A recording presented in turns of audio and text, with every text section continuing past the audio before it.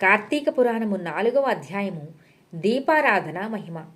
ఈ విధముగా వశిష్ఠుడు కార్తీక మాస వ్రతము యొక్క మహిమ వలన బ్రహ్మరాక్షస జన్మ నుండి కూడా విముక్తి పొందెదరని చెప్పుచుండగా, జనకుడు మహాతపస్వి, తమరు తెలియజేయు ఇతిహాసములు వినిన కొలది తనివి తీరకున్నది.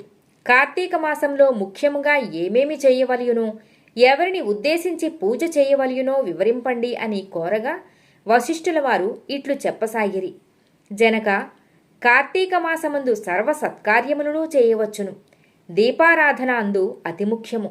దీనివలన మిగుల ఫలము పొందవచ్చును. శివకేశవుల ప్రీత్యర్థము శివాలయమున గాని విష్ణు ఆలయమందు గాని దీపారాధన చేయవచ్చును. సూర్యాస్తమయమందు దీపముంచిన వారు సర్వ పాపములను పోగొట్టుకుని వైకుంఠ ప్రాప్తి పొందుదురు. కార్తీక మాసమందు హరిహరాదుల సన్నిధిలో ఆవునేతితో గాని, కొబ్బరి నూనెతో గాని, అవిసె నూనెతో గాని, విప్ప నూనెతో గాని, ఏదీ దొరకనప్పుడు ఆముదముతో గాని దీపము వెలిగించి ఉంచవలెను. దీపారాధన ఏ నూనెతో చేసినను మిగుల పుణ్యాత్ములుగాను భక్తిపరులుగాను అగుటయే కాక అష్ట ఐశ్వర్యములు కలిగి శివసన్నిధి కేగుదురు. ఇందుకు ఒక కథ గలదు, వినుము.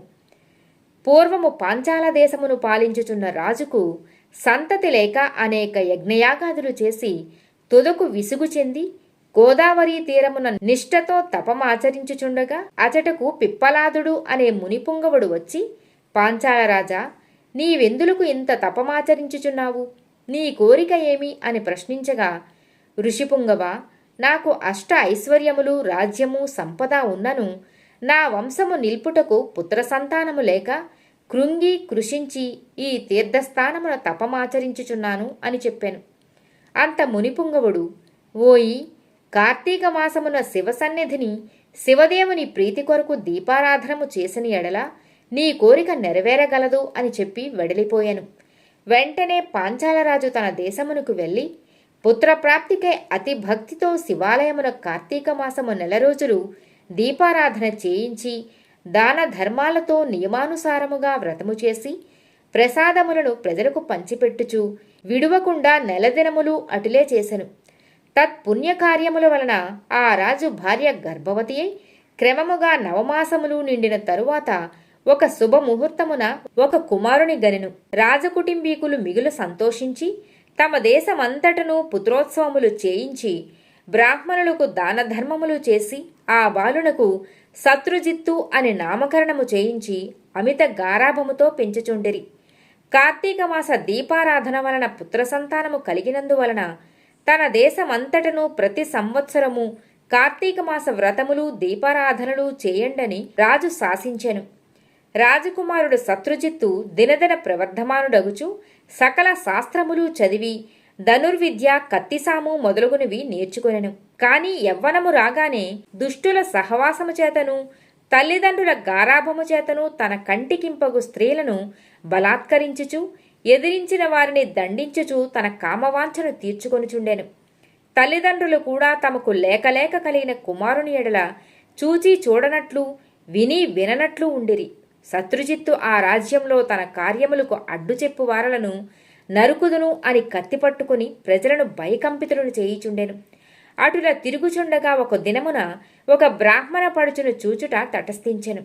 ఆమె ఒక ఉత్తమ బ్రాహ్మణుని భార్య, మిగుల రూపవతి. ఆమె అందచందములను వర్ణించుట మన్మధునకైనను సఖ్యము కాదు.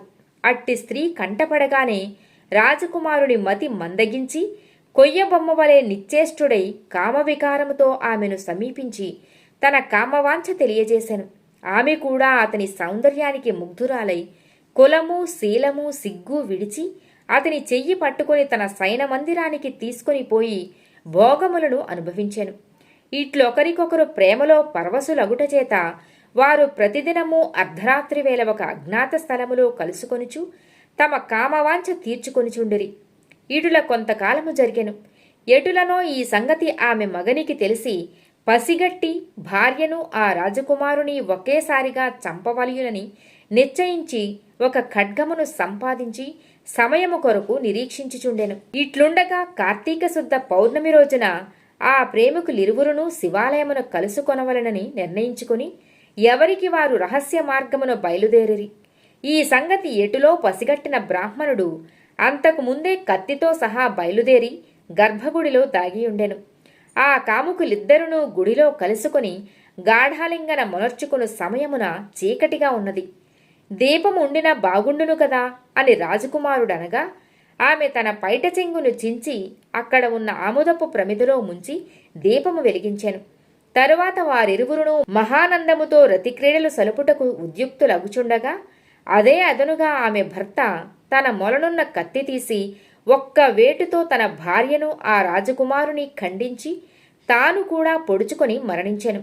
వారి పుణ్యం కొలది ఆ రోజు కార్తీక శుద్ధ పౌర్ణమి సోమవారము అగుట వలన ఆ రోజు ముగ్గురును చనిపోవుట వలనను శివదూతలు ప్రేమికులిరువురిని తీసుకుని పోవుటకును యమదూతలు బ్రాహ్మణుని తీసుకుని పోవుటకును అక్కడికి వచ్చిరి. అంత యమదూతలను చూచి బ్రాహ్మణుడు, ఓ దూతలారా, నన్ను తీసుకుని వెళ్ళుటకు మీరేలా వచ్చినారు?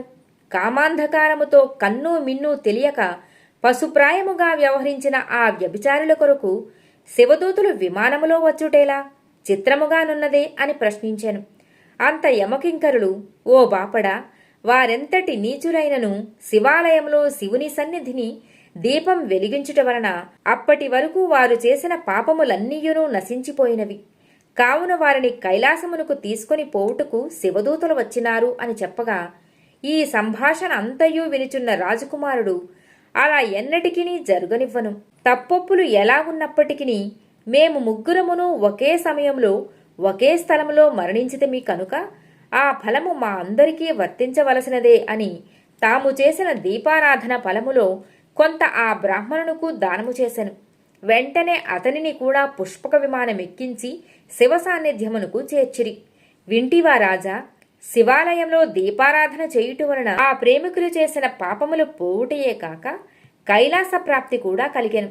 కావున కార్తీక మాసములో నక్షత్రమాలయందు దీపముంచిన వారు జన్మరాహిత్యమును పొందుతురు. కార్తీక పురాణం 4వ అధ్యాయం సమాప్తము.